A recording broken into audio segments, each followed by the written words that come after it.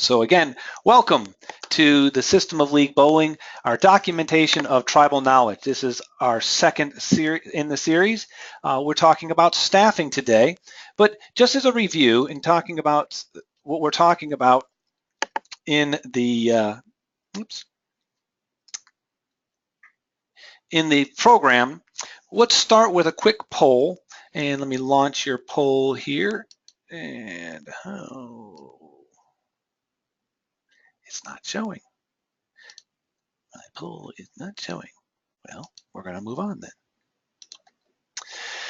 Talking about the systems, the system that we're creating here is something that you need to have in your bowling center so that you can get out of working in your business and working on your business. This is a little bit of review from last week, just these first couple minutes, just for those people who weren't here. I've got several people who weren't here last week. We talk about things that whether you're working 100% on your business now, and most people aren't, you're working in your business, or whether you're working 100% in your business, we want to reduce that number of in from 100% to 90%, from 90 to 75, from 50 to 25, whatever it can take to get you to work on the business, bringing more people in, growing the industry, growing your business, growing your bottom line. And systems allow you to do that. That's why they matter. So we want to have things in place that people can do things in your bowling center while you're away. We know that people come to our management schools and come to visit us. They're nervous about what's going on in their center because they're not there. And we get that, and you should be. But systems allow you to have a little bit better sleep at night while you're out of the center.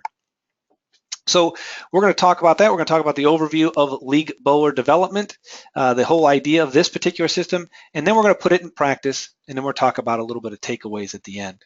So you heard me talking about our systems. Systems help document this unique business so it could be done consistently, predictably while you're away by every employee. We let systems run our business so that people can run the systems. People come and go. But these systems allow you to bring new people, and we know our industry. We know that we have a lot of turnover. It's actually by design in many cases that we can actually roll the people in, roll them out seasonally, especially in some of the northern tier states where people are gone and you just can't bring them back in the fall after they've been gone for the summer. For a business owner, like I said, these systems set you free. You stop being a slave and you get actually to be working on that business, is what I'm talking about, and transform it into a profitable business. We certainly hope that we give you some of those tools to do that with some of these league systems. I have to tell you, I had somebody call me just this morning looking for how to put more leagues in their bowling center. Hopefully they're on the webinar this afternoon. Well, think about who uses systems for a moment. Corporate-owned locations, franchise locations, and have to tell you, well, we're neither of those here in the bowling industry. We do not have a corporate entity. Well, we do have the one larger entity, but as a whole, we're a small industry. Less than 10% of our bowling centers are corporate owned. We don't have a franchise model where people can buy in to and buy all the systems and processes. You think about all the restaurants that you go to that are, and one of the reasons why you like to go to them around the country is because you know what you're going to get in each place. Those are systems that allow that to happen for you. So when we start talking about systems, what can you put into your system, into your bowling center that helps you with your league structure, instruction in your leagues? These are the topics that we have in the league development systems that's available for you at thebpa.com, and I'll show you that before we leave today. Today, we're going to actually pick just one of these. Like last week, we used marketing. Well, this week, we're going to talk about staffing. But last week, just as a quick reminder of what we talked about last week, for those of you who weren't here, we talked about some of the marketing pieces, and we specifically picked lane-to-lane best practices. So when you talk about the things, this is the final slide we talked about as we were wrapping up last week. And if you look at the last line, we talk about staffing properly to cover the entire house during a first game of league. Well, that staff needs to know what they need to do, what their expectations are. So last week you talked about what you might want to do, a lane-to-lane best practices. This week, we're going to talk about the staffing of that specific task, or any task for that matter. So we want to train your staff to ask for the close. Get them ready to ask somebody if they want a bowl. We trial closes, and we can get into a whole day and a half of what staffing needs to do to make it all happen. Today, we're going to talk about simply two topics within that staffing. And one is the 4 absolutes in the world of training and pre-shift meetings. So we're going to talk about the 4 things that have to happen, and in one execution step that you can do. And again, all of this is in the staffing PDF that you can download from the BPAA website. So in talking about the 4 absolutes of world training, they are: all training must be focused towards the guest. If you think about guest services in your facility, you think about any facility. When you think about guest services, who does it right? The answer is almost always Disney. Well, they don't even call their customers customers, they call them guests. Anybody who's been there has experienced that, and that's because they're trying to keep everything focused on the guest. All training is not the same. There's knowledge-based and skills-based training, and we're going to talk about both of those just briefly today. All training needs to be repeated. I'll say that again. All training needs to be repeated. Think about your kids. Think about what you've got going on. It has to happen on a consistent basis until they get it. You know, they talk about doing things habitually, taking 4 weeks to be done repeatedly before you become something that you can do without having to be overseen. You can do it with little recollection. It just happens on its own. And finally, all training is dynamic. It must change to fit the changing times. With new products and multiple generations of team members, that's a whole nother webinar also. We talk about generational staffing. But think about this whole document. We're going to talk about it at the end, this whole league system. It is designed to be a living, breathing document that's going to change also. So this, along with the training, must also keep fresh with the times. So let's talk about the guest focus for a moment. First element of training, expressing your extremely, very specific goals, expectations, and delivery mode to your employees. What you expect of them, what you want them to do on a highly consistent basis. Now, some things change. You have exceptions to the rules, but you must be very, very specific. When I think about my children, when they say, go clean your room, well, they may clean it to what they think they want done, but what I wanted them to do is I wanted them to pick up the clothes and throw them in the laundry basket. I wanted them to make their bed. I wanted to throw away all the trash that's on their desk. I wanted it very specifically, these are the goals and expectations I wanted of them. We need to do the same thing for our staff. They need to know exactly what our expectations are and then what we expect them to perform for the guest. So when you start thinking about your training, you need to be very specific. And then we want them to do it consistently. If you were a customer, if they were a customer in your facility, would you want them to be inconsistent? Do you want them to go rogue and do things that aren't designed that way? I know oftentimes as a guest, I can think about some of the experiences I've had where one particular employee gave me more than what was the very specific goal and expectation. So when I came the next time, I was again expecting that, and it actually hindered my experience on that second time because it wasn't consistent. So even though it was beyond the expectations of the goals, it actually had a detrimental effect in the long run. So consistency is important.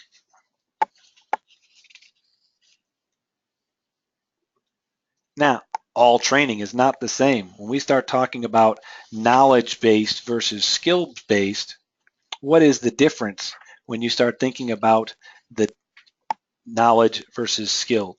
Well, knowledge-based is focused on, this is the training now, focused on the center or product knowledge. What do you have available?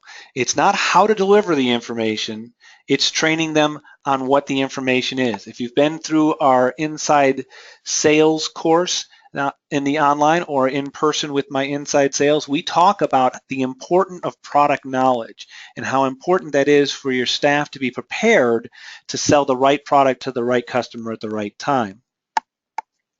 Telling them what information is just the first step.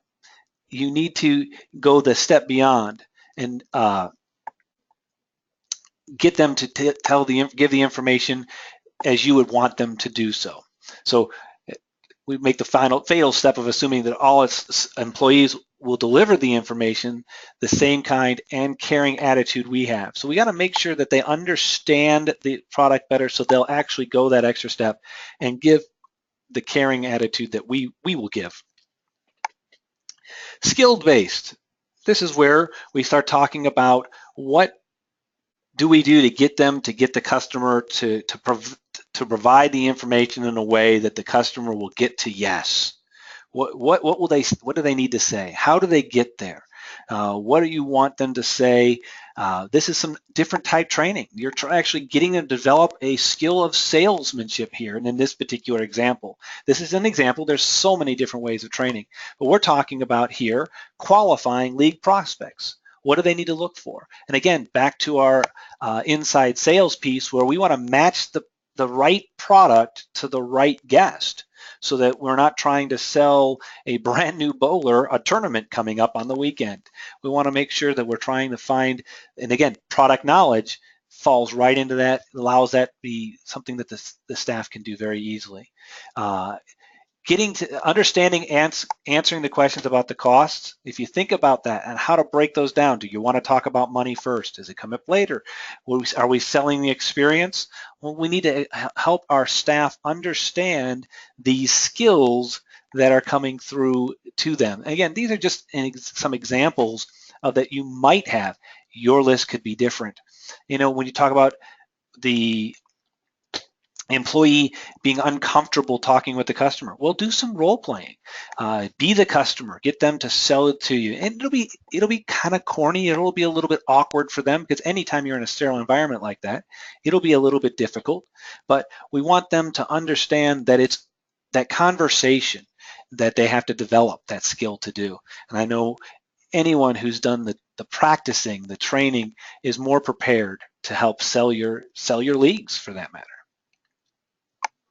So final two pieces of our absolutes of the world of training is we talked about it being repeated. So we just talked about those skill sets.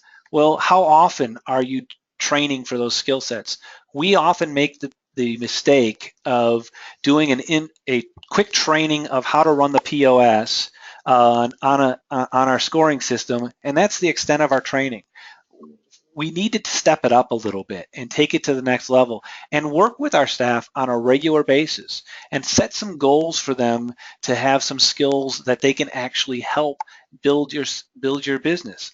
So that training, when you think about repeated, how often do I need to repeat it? Well, are we talking daily? Are we talking monthly? Are we talking yearly? Well, that really comes down to you. And the more often you're comfortable with doing that and you can actually work it into the daily routine, that you're doing little training at different times, all the better.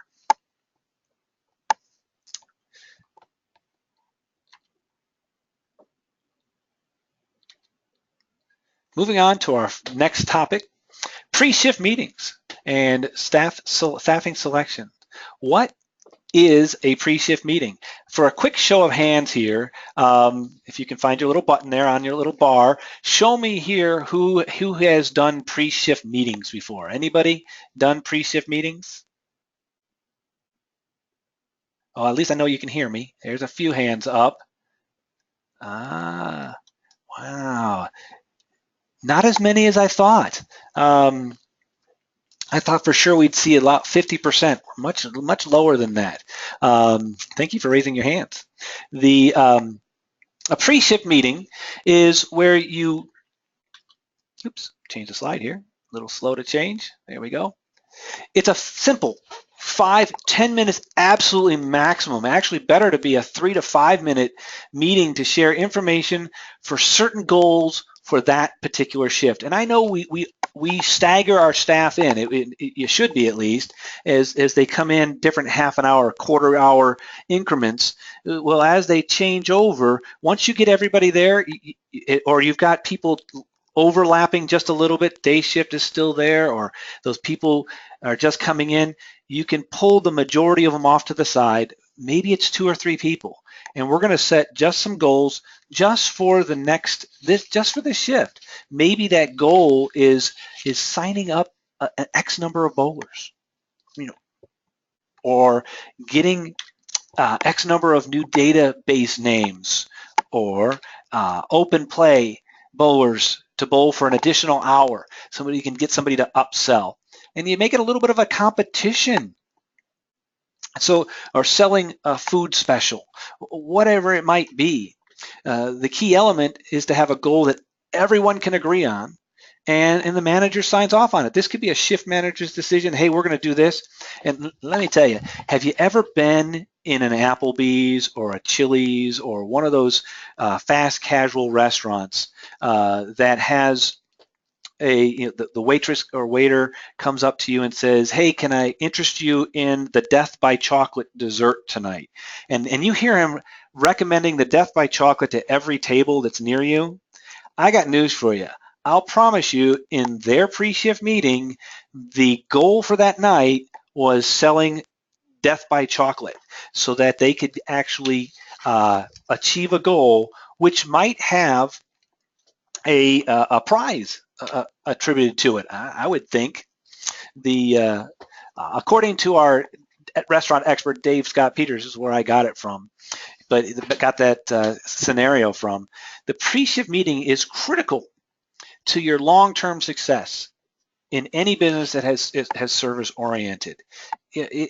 You want to make this meeting have some spice to it. You want it to have some energy level. You want it to have some fun with it. Think about how your staff around this time of year, we're here right around Halloween, you're letting them wear costumes. They have a hat on, or witch's hat, or they're kind of getting into costume or getting into character, and the energy level goes up just a little bit. Maybe that's something we can create every day with a little bit of a shift meeting, pre-shift meeting, that is done to create some excitement. You want to write it down. You want to have that on a list that's sitting there next to the time clock, so they can actually go, if they come in late or there's somebody whose shift comes in at a later time, they can see what you talked about. And oftentimes you may have just a couple scribble notes, and then you're going to type them up and put them at the clock. You want to treat the team as equals. You want 15 minutes. You don't want anybody sitting in a pre-shift meeting. I think 15 minutes is long. I think it needs to be, 3, 5, maximum 10 minutes, just so you can get them excited about what's going on. Nobody's sitting. Everybody's energized. Everybody's treated as an equal. You're going to post whatever decision you're going to do for the goal for the night is, and you're going to repeat some things back and forth just to get everybody on the same page. Love the pre-shift meeting. All right, that's our topics for today. I just want to wrap this up by reminding you that these topics and all of these are available on our BPAA website. Just a real quick here to show you. Here you'll see when you get to the BPAA website, you click on membership, just scroll down to that league development guide, and then you log in. And I'm just going to log in as me. And there you are, voila. You'll see here we're talking about staffing today. Last week we talked about marketing, and next week I think we talk about league structure. We can go back to that here in a moment, show you that. Download all this information. Obviously I'm just doing some quick hit information. It's in much more detail when you start talking about what's available to you through the pre-shift meeting and everything else that we talked about today. There's even some forms and handouts that you can do. And these documents that you see on this website are designed to be like I said, evolving and changing as members use them and review them. And this was given to us by the League Development Committee. So these are actually being used out there. And as we still keep getting feedback from the committee, who meets several times a year and through conference calls, if you have any input, please share that with us. We'd love to hear what are the options there. And oops, wrong slide there. And the next week's is on league structure. Since you've registered for this session, remember that you're already registered for the next class. And I just wanted to let you know that I'm going to open this up for, before you hang up or leave here, don't leave just yet. We're going to open this up to any questions. Any questions, any input, anybody have some ideas that they want to have? You want to raise your hand, I can open up your mic, or I can, if you're a little shy and you'd like me to answer the question, go ahead and fire away. Well, here we have one here talking about training. The question is, how long should the training period be? Well, I get your question. Is like, are you talking about like an interim? You know, you're not fully an employee until a certain time, things of that nature. The training should be ongoing forever, but you're talking about that the training period of they're working with alongside somebody. There's several steps to that. When you start talking about the training, you can have somebody follow somebody else, whether you have your best top performer that it might be the person you want them to follow. They might not be a very good trainer though. You might have the best trainer, they follow that person who's the best trainer. They may not be your top performer, but they know how to do everything to the specifications that you've asked for. And then that person shadows them, shadows the new recruit, the new employee, and then they kind of get signed off and cut loose. So that time period is really entirely up to you. It's not, there's no real set time, but I believe in continuous and ongoing education. Coming from somebody I look through the world with a little bit different lens. I'm the education director. I believe in education and in training, and it has to happen consistently and repeatedly, as we've discussed here today. Great question. Thank you so much. Again, any other questions? Man, you guys are just a quiet group. Somebody's asked something. Make sure everybody's here. I saw you guys got some hands up. Just kind of leave me hanging here when you guys don't have any more questions. Well, if that's the case, we'll go ahead and wrap this up. Again, for our 20 to 30 minute time, we're right here at the 25-minute mark. We thank you. Next week, oh wait, here I'm trying to hang up and somebody throws a question out there. Look at that. You can read this here. What are the challenges that the attendees are having around the country with younger staff that doesn't use paper and pencil to make notes or reminders of training? Any tricks to getting them to put things to memory? Put a simple system in place. Great question, because we talk about, we're taking away their cell phones, because that's a very common practice. That's their way of making notes. They put it on their cell phones, or they just don't write them down and just think they can remember it. Hey, I'm one of those people. I got one of those people that I think I can remember everything. It's either my older age or my maturity that says that I can't do that anymore. So we're looking for tricks. Does anybody have a trick that you use to get the staff to remember that stuff? Are you writing it down for them, giving them Post-it notes? Are you giving them pre-printed notes to write down? That's a great question.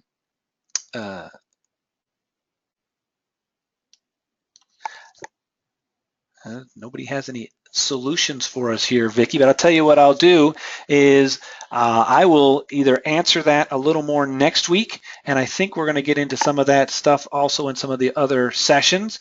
The question again is, what challenges are we doing? What are we doing to make the solution to the staff that not taking notes or doing the reminders? They're trying to use their phones, and again, they're not having their phones available to them. So we're trying to think of ways to figure that out. So we'll figure something out, Vicki, and if I have to send you a personal email, or I'll post it on our networking board at our Facebook page of BPA Networking. We'll get that out to the ground. And see, look, here we are. I'm about to wrap it up. I'm glad, probably just too quick. People are just slow to type. Another question is, how do we find better staff? I like to use the phrase that we use in our management schools. It's hire slow, fire fast. Know the position that you want, interview for it. Don't just hire the next warm body. And if you lose a position, somebody leaves the organization, reassess that position and whether it's something that you need. And once you've defined that position well, then you do a thorough interview process. And I'll tell you one trick that I think is just a little quick hit tip here for this question is do phone interviews. It filters out a lot of the junk, if you will. If you tell them and you schedule that phone interview, this is just one possible. There's so many different ways of solving this. One is you schedule that phone interview. Let's call it 10 a.m. and you call them 10 a.m. on the spot. If they're at the drive-through at Burger King ordering French fries and a shake, well, they obviously weren't serious about taking the job. So you can weed out a lot of issues with a phone interview. So there's one solution. I'm not saying it's the only one, but it's one that just off the top of my head. If anybody also has a solution, please forward it to me or type it in, and we can also post that on our BPA networking page, and hopefully we get some feedback from more people there. All right. Here we go. Does everyone hire staff at minimum wage? I can't speak for everyone. Remember, the minimum wages are across the country are significantly different. It really depends on your market, Dave. It's really, if your market is such that it's competitive, you may have to go above that. You can't just say, I'm going to hire nobody, I'm not going to go higher than this. Well, if they can go down the street and get a job where they can get off at 9 o'clock and not have to work the weekends and whatever else, and they make $1 more an hour, you may have to pay more for that. But again, that's another question that we can throw up there to the group. If anybody has any input, raise your hand. I'll gladly unmute your mic and see what you do. Please share.